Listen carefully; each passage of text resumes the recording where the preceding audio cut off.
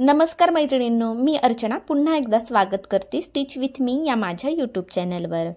मी माझ्या बऱ्याच व्हिडिओमध्ये दाखवलेलं आहे की ब्लाउजची कटिंग कशी करायची आणि ते स्टेप बाय स्टेप कसं शिवायचं। आपल्यामध्ये बऱ्याच जणी अशा आहेत की त्या नवीनच शिकतायत आणि ब्लाउज विषयी त्यांना खूप काही प्रश्न सुद्धा पडलेले असतात। आपण ज्या वेळेला नवीनच शिवणकाम शिकत असतो त्यावेळेला सगळ्यात मोठा प्रश्न आपल्या समोर हा असतो की मला इतका जास्त वेळ का लागतो। मला बऱ्याच जणी असं म्हणत असतात की आम्हाला ना ताई ब्लाउज शिवायला खूप जास्त वेळ लागतो, तर आमचं काही त्यात चुकतंय का, आमची पद्धत चुकीची आहे का, किंवा जे एक्सपर्ट लोक आहेत त्यांच्याकडे काही शॉर्टकट पद्धत असते का। तर या प्रश्नांवरती तुम्हाला जर खरं सांगायला गेलं तर शॉर्टकट वगैरे असं काहीच नसतं आणि ज्या काही गोष्टींमध्ये आपल्याला शॉर्टकट वापरता येऊ शकतो त्या मी तुमच्यासोबत शेअर करतच असते व यापुढे सुद्धा माझ्यापर्यंत जर अशा काही गोष्टी पोहोचतायत तर मी तुमच्यासोबत त्या नक्कीच शेअर करत राहील। इथे अस्तरवर मी मागच्या भागाचं माप टाकून घेतलं, कटोरी आणि साइड पीसचं पेपर कटिंग वापरून मी मार्किंग करून घेतलेलं आहे। उरलेल्या भागामध्ये मी क्रॉस पट्टी सुद्धा ऍडजस्ट करून घेतलेली आहे आणि खालचा भाग मी बाहीसाठी ठेवलेला आहे। तर एका ताईंचं मला कमेंट आलं होतं की कमीत कमी कापडामध्ये ब्लाउज कटिंग कसं करायचं ते आम्हाला दाखवा। तर माप टाकत असताना आपल्याला जेवढं ऍडजस्ट होईल तेवढं ते आपण जवळ घ्यायचं आहे, म्हणजे आपल्याला कमीत कमी कापड लागेल। तुम्ही पाहिलं असेल की कटोरीचं आणि साइड पीसचं पेपर कटिंग ठेवत असताना मी ते कसं ऍडजस्ट होईल हे बघत होते। ज्या ठिकाणी कमीत कमी जागा लागेल आणि जी जागा उरलेली आहे त्यामध्ये दुसरा पार्ट सुद्धा मला ठेवता येईल असं ऍडजस्ट करून मी ती माप ठेवली आणि त्या दोघांच्या मध्ये क्रॉस पट्टी सुद्धा काढली। तर कटिंग करत असताना जर आपण असा व्यवस्थित विचार करून जर केलं तर आपल्याला कमीत कमी कापड लागतं। प्रत्येक जणाची माप टाकण्याची पद्धत ही वेगवेगळी असते, म्हणून मग तुमचं चुकीचं आणि माझं बरोबर असं अजिबात नसतं। आपण प्रत्येकाने आपल्या कामामध्ये काही अनुभव घेतलेला असतो। दुसऱ्याने एखादी गोष्ट शिकवण्यापेक्षा सुद्धा आपण ज्या वेळेला स्वतः एखाद्या गोष्टीचा अनुभव घेतो, आपण ती गोष्ट स्वतः करतो, त्यावेळेला आपल्याला खूप काही शिकायला मिळतं। त्यामुळे मी ज्या गोष्टी तुम्हाला दाखवत असते त्या तुम्ही पहिले करून बघा, तुम्ही त्या अनुभवा आणि त्यानंतर तुमचं स्वतःचं मत ठरवा। इथे मी कापडावर बाहीचं माप टाकते।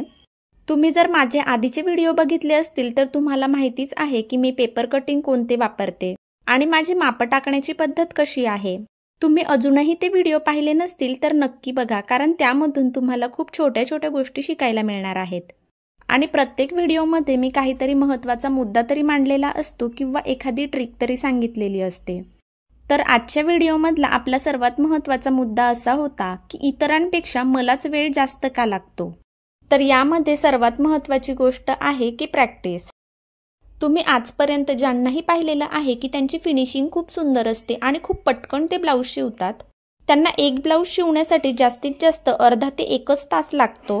तर फक्त तुम्ही एकदाच त्यांना विचारा की तुम्ही किती वर्षापासून हे काम करताय, कारण त्यांच्या हाताला एवढं सफाईदारपणे आणि कमीत कमी वेळामध्ये काम करण्याची सवय फक्त एकाच गोष्टीमुळे लागलेली आहे आणि ती म्हणजे प्रॅक्टिस। आपल्या कामामध्ये अजून एक गोष्ट महत्त्वाची आहे ती म्हणजे बारीक नजर, आणि तुमच्याकडे जर अशी नजर असली तर तुम्ही तुमच्या कामामध्ये खूपच लवकर एक्सपर्ट होता। आपण ज्या वेळेला कोणतंही एखादं छान काम बघतो किंवा एखादी डिझाईन बघत असतो त्यावेळेला ती ऑब्झर्व करा आणि ती कशी तयार केलेली असेल याचा सुद्धा विचार करा। ज्या वेळेला तुमच्या नजरेला या गोष्टी बघण्याची सवय होते त्यावेळेला ऑटोमॅटिकच तुमच्या फिनिशिंगमध्ये सुद्धा खूप फरक पडतो। शिवणकामामध्ये तुमची जेवढी जास्त प्रॅक्टिस होणार आहे तेवढा तुमचा स्पीड सुद्धा वाढणार आहे आणि तुमची फिनिशिंग सुद्धा खूप छान होणार आहे। तुम्ही जर याच्यामध्ये नवीन असाल तर तुम्हाला एकच महत्त्वाची गोष्ट मला सांगायची आहे की सुरुवातीला तुम्ही वेळेकडे लक्ष न देता तुमच्या फिनिशिंगकडे आणि कामाकडे लक्ष द्या। ज्या वेळेला तुम्ही एखादं काम मनापासून आणि खूप छान फिनिशिंगमध्ये करता त्यावेळेला तुम्हाला साहजिकच उत्साही वाटायला लागतं आणि ज्या वेळेला तुम्ही एखादं काम आनंदाने आणि एकदम उत्साही राहून करता त्यावेळेला तुम्हाला हमखास त्या कामामध्ये खूप कमी वेळ लागतो। एका ताईंची मला कमेंट आली होती की त्यांची जी ब्लाऊजची बाही आहे ती लहान मोठी होते। तुमचं जर एखाद्या कस्टमरच्या बाबतीमध्ये जर असं होत असेल तर काळजी करू नका, कारण त्या गोष्टीमध्ये तुमची काहीही चूक नाहीये। कारण माझ्याकडे सुद्धा एक कस्टमर होत्या, त्यांची जर मी लांब बाही शिवायचं म्हटलं तर अर्धा इंचाने एक बाही छोटी आणि एक बाही मोठी व्हायची। त्यानंतर माझ्या एक गोष्ट लक्षात आली की काही बायकांचा एक हात जाड आणि एक हात बारीक असतो, त्याचप्रमाणे एक हात छोटा आणि एक हात मोठा सुद्धा असतो. तर मला दुसऱ्यांदा जेव्हा त्यांचं मोठ्या बाहीचं ब्लाऊज शिवायचं होतं तर मी एक बाही जी आहे ती अर्धा इंचाने मोठी घेतली. म्हणजेच एकीकडची बाही 10 इंचाची तर दुसरीकडची बाही 10.5 इंचाची घेतली. आणि तुम्हाला काय सांगू, त्यांना ते ब्लाऊज एवढं परफेक्ट बसलं. पण मला मात्र त्यातून शिकायला मिळालं की असं सुद्धा असू शकतं. पण प्रत्येक कस्टमरच्या बाबतीमध्ये जर तुमचं तसं होतंय तर चूक मात्र तुमची कुठेतरी होतेय. बाही जोडत असताना ज्या वेळेला तुम्ही खाली अस्तर आणि ब्लाऊज पीस जोडताय म्हणजेच दंडगेराजवळ, तेव्हा दोन्ही बाह्या जोडत असताना तुम्ही सारखंच माप घ्यायचंय. एक बाही कंप्लीट करून घेतली आणि मग दुसरी बाही कंप्लीट करायला घेतली तसं न करता एका बाहीला एक टिप मारल्यानंतर लगेच दुसऱ्या बाहीला टिप मारा. त्यानंतर त्याला दाबटीप सुद्धा सोबतच द्या आणि उलट करताना सुद्धा एकामागे एकच घ्या. दोन्ही बाह्या तयार झाल्यानंतर त्या एकदा पुन्हा चेक करून घ्या की सारख्या आहेत की नाही. तसंच आपण ज्या वेळेला शोल्डरवर बाह्या जोडत असतो त्यावेळेला सुद्धा दोन्ही बाह्या सारख्या आहेत की नाही त्या चेक करून घ्या. ब्लाऊजला फायनल फिटिंग करण्याच्या अगोदर सुद्धा परत एकदा बाह्या चेक करून घ्या, म्हणजे तुमच्या दोन्ही बाह्या सारख्या होतील. सुरुवातीला तुम्हाला काही गोष्टी अशा प्रकारे वारंवार चेक कराव्या लागतील, पण तुमच्या हाताला चांगली सवय झाल्यानंतर ह्या गोष्टी कमी जास्त होत नाही, त्या व्यवस्थित होतात. आजचं ब्लाऊज शिवत असताना तुम्ही जर मला व्यवस्थित ऑब्झर्व केलं असेल तर तुम्हाला एक गोष्ट लक्षात आली असेल किंवा मला ती गोष्ट आवर्जून तुम्हाला सांगावीशी वाटते. मी ज्या वेळेला मशीनवर ब्लाऊज शिवायला बसले त्यावेळेला मशीनची टीप ही 3 नंबरवर केलेली होती. तर मी काय केलं, पहिले सुरुवातीला बाहीचा खालचा भाग जोडायला घेतला. बारीक टीप मारून झाल्यानंतर दोन्ही भाग जोडण्यासाठी मला जाड टीप करावी लागली. मग मी बाहीला 5ची टीप दिली आणि त्यानंतर कटोरी, मागचा भाग आणि साईड पीस हे सुद्धा 5 नंबरवर जोडून घेतले. त्यानंतरचं माझं जे सगळं काम आहे त्यासाठी मला बारीक टीपच लागणार आहे. फक्त ही पट्टी फोल्ड करण्यासाठी मला 5ची टीप लागलेली आहे आणि मी तात्पुरती ती करून घेतली. तर काम करत असताना मी अशा पद्धतीने स्टेप बाय स्टेप काम करते. मशीनची वारंवार कधी बारीक टीप करायची किंवा मध्येच जाड टीप करायची असं मी शक्यतो करत नाही. मशीनची टीप आपण ज्या वेळेला बारीक ठेवलेली असते त्यावेळेला बारीक टीपेचं काम सर्व करून घ्यायचे आणि ज्या वेळेला 5ची टीप केलेली असते त्यावेळेला जाड टीपेचं सर्व काम करून घ्यायचं, म्हणजे मशीनला सुद्धा वारंवार त्रास होत नाही. त्यात आपला वेळ सुद्धा वाचतो आणि आपलं काम सुद्धा स्टेप बाय स्टेप होतं. कटोरीला खाली 1.5 इंच आणि तिरकस 2.5 इंच असं मी टक्स मारून घेते. दोन्ही कटोरीला असे पहिले टक्स मारून घेतले, त्यानंतर साईड पीसला जोडलं तरी सुद्धा चालतं किंवा कटोरीचा भाग साईड पीसला आधी जोडून घ्यायचा आणि त्यानंतर कटोरीला टक्स मारायचे तरी सुद्धा चालतं. इथे कटोरीचा एकदम परफेक्ट शेप तयार झालेला आहे. कटोरी आणि साईड पीस जोडत असताना आपल्याला एक गोष्ट लक्षात ठेवायची आहे की वरच्या बाजूने आपल्याला दोन्ही भाग जोडत यायचा आहे. बऱ्याच जणी काय करतात, एका साईडने वरच्या बाजूने जोडत येतात आणि दुसरी बाजू जोडत असताना मात्र खालच्या बाजूने सुरुवात करतात. या गोष्टीमुळे सुद्धा ब्लाऊजच्या फिटिंगवरती फरक पडतो. शक्यतो डावी बाजू जोडत असताना बऱ्याच जणींना अडचण येत असते, पण मी आता ज्याप्रमाणे जोडते तुम्ही अशा पद्धतीने ते जोडू शकता. सुरुवातीला असं उलट्या साईडने जोडायला थोडंसं अवघड जातं, पण आपल्याला प्रॅक्टिस झाल्यानंतर हे अजिबात अवघड वाटत नाही. पहिली टीप थोडीशी कमी जास्त जरी झाली पण दुसरी टीप मारताना आपण खालच्या बाजूने ती घेऊ शकतो आणि ती फिनिशिंगमध्ये करू शकतो. क्रॉस पट्टी लावण्याच्या सुद्धा प्रत्येकाच्या वेगवेगळ्या पद्धती आहेत. इथे आपल्याला व्यवस्थित कम्फर्टेबल असेल अशा पद्धतीने आपण ती लावली तरी सुद्धा चालतं. क्रॉस पट्टी लावत असताना आपण कोणतीही पद्धत वापरली तरी सुद्धा ब्लाऊजचा त्याच्यावर काहीही परिणाम होत नाही. त्यामुळे तुमच्या पद्धतीनुसार सुद्धा ती व्यवस्थित तुम्ही लावू शकता. फक्त तुम्ही जर माझं बघितलं असेल तर मी क्रॉस पट्टी लावत असताना एकाच साईडची करून घेतलं असं नाही केलं. तर एका बाजूला टीप मारल्यानंतर दुसरी बाजू सुद्धा मी त्यानंतर लगेच घेते. या बाजूला एक टीप मारली ना की लगेच दुसऱ्या बाजूवर सुद्धा टीप मारते. एका बाजूवर डबल टीप मारली की लगेच त्यानंतर दुसऱ्या बाजूवर सुद्धा डबल टीप मारून घेते.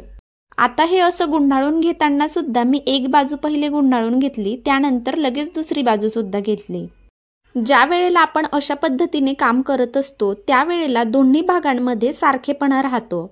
बऱ्याच जणी क्रॉस पट्टी लावत असताना सुद्धा काय करतात की एका साईडची क्रॉस पट्टी पूर्णपणे लावून घेतात. एकीकडचा भाग तयार झाल्यानंतर मग दुसरीकडचा भाग तयार करायला घेतात. पण तसं न करता ज्या वेळेला आपण दोन्ही भाग एकाच वेळेला तयार करायला घेत असतो त्यावेळेला ते सारखेच तयार होतात। मग तिथे बाही असू दे किंवा क्रॉस पट्टी लावताना असू दे आणि हुक पट्टी लूप पट्टी लावताना सुद्धा आपल्याला तसंच करायचंय। एका बाजूला एक टीप मारून पट्टी जोडून घेतली की दुसऱ्या बाजूला सुद्धा ती पट्टी लगेच जोडायची आहे। एका भागावर दाबटीप दिली की दुसऱ्या भागाला सुद्धा लगेच दाबटीप द्यायची आहे। एक भाग फोल्ड करून घेतला की दुसरा भाग सुद्धा फोल्ड करायचा आहे। आता तुम्हाला प्रश्न पडला असेल की असं केलं काय आणि तसं केलं काय, सारखंच आहे। पण मी ही जी पद्धत तुम्हाला सांगते त्या पद्धतीचे फायदे असे आहेत। पहिला फायदा तर असा की आपल्या दोन्ही बाजू सारख्याच तयार होतात। दुसरा फायदा असा आहे की जर आपलं कमी जास्त जर झालेलं असेल तर एक टीप मारून आपल्याला ते लगेच उसवता येतं आणि व्यवस्थित सुद्धा लगेच करता येतं। आणि तिसरा फायदा असा की एकदा सवय झाली की त्या गोष्टीमुळे आपला स्पीड वाढतो। बाही लावण्याच्या अगोदर आपल्याला मुंड्याचा जो खालचा भाग आहे त्याचा मागचा भाग आणि पुढचा भाग दोन्ही मोजून घ्यायचे। ब्लाऊजच्या मुंड्याचा जो खालचा भाग आहे त्याचा मागचा आणि पुढचा भाग हे दोन्ही सारखेच असले पाहिजे। आणि तुमचे जर ते सारखे नसतील तर ते तुम्ही व्यवस्थित सारखे करून घ्या आणि त्यानंतरच बाही लावायला सुरुवात करा। बाही लावण्याच्या अगोदर ही गोष्ट करणं खूप महत्त्वाचं आहे। हे दोन्ही भाग जर कमी जास्त असतील तर ब्लाऊजची फायनल फिटिंग करत असताना आपल्याला प्रॉब्लेम येतात। या बाबतीमध्ये एका व्हिडिओमध्ये मी डिटेल सांगितलेलं आहे, त्याची लिंक मी तुम्हाला डिस्क्रिप्शनमध्ये देते। बाही लावताना एक काळजी घ्यायची आहे की बाहीचा जो सेंटर आहे तो व्यवस्थित शोल्डरवरच आला पाहिजे आणि तो जर व्यवस्थित शोल्डरवर येत नसेल तर ते उसवून घ्या आणि पुन्हा करा। या बारीक बारीक गोष्टींकडे तुम्ही जर वेळीच ध्यान दिलं तर ब्लाऊजच्या फिटिंगमध्ये सुद्धा कोणत्याच अडचणी येत नाही। दोन्ही बाह्या जोडत असताना आपण जे एका बाहीला शिलाई मार्जिन ठेवलेलं आहे तेच शिलाई मार्जिन दुसऱ्या बाहीला सुद्धा ठेवायचं आहे। ते जर कमी जास्त झालं तर तुमची बाही लहान मोठी होऊ शकते। फिटिंग करण्याअगोदर बाही चेक करून घ्यायची आहे सारखीच आहे की नाही, त्यानंतरच फिटिंग करायची आहे। या वेळेला जर बाहीचं माप कमी जास्त वाटत असेल तर डबल टिप मारत असताना जी बाही मोठी आहे तिला थोडंसं जास्त मार्जिन ठेवून नंतर टिप मारा, म्हणजे दोन्ही बाह्यांची उंची ही सारखीच होईल। फिटिंग करताना सरळ ब्लाऊजवर मी एक एक टिप मारून घेतली आणि नंतर उलट करून मग फिटिंग करणार आहे। हुक पट्टी आणि लूप पट्टीसाठी मार्किंग करून मी गळ्याला थोडासा आकार दिलेला आहे आणि इथे गळपट्टी लावणार आहे। गळ्याला पट्टी लावून झाल्यानंतर आता मला फक्त फायनल फिटिंग करायची आहे।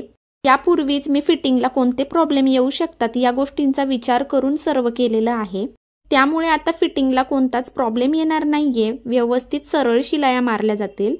तर मैत्रिणींनो, आजच्या व्हिडिओमधून तुम्हाला थोडं जरी काही शिकायला मिळालं असेल तर व्हिडिओला नक्की लाईक करा आणि मला कमेंट करून सुद्धा सांगा।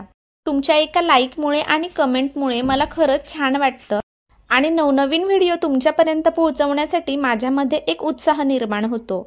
आणि हा, चॅनलला जर तुम्ही सबस्क्राईब केलं आणि त्यासमोरचं बेल आयकॉनचं बटन जर दाबलं तर मी बनवलेला कोणताही व्हिडिओ तुमच्यापर्यंत लगेचच पोहोचत जाईल। त्यामुळे चॅनलला अजूनही सबस्क्राईब केलेलं नसेल तर नक्की सबस्क्राईब करा। थँक्यू।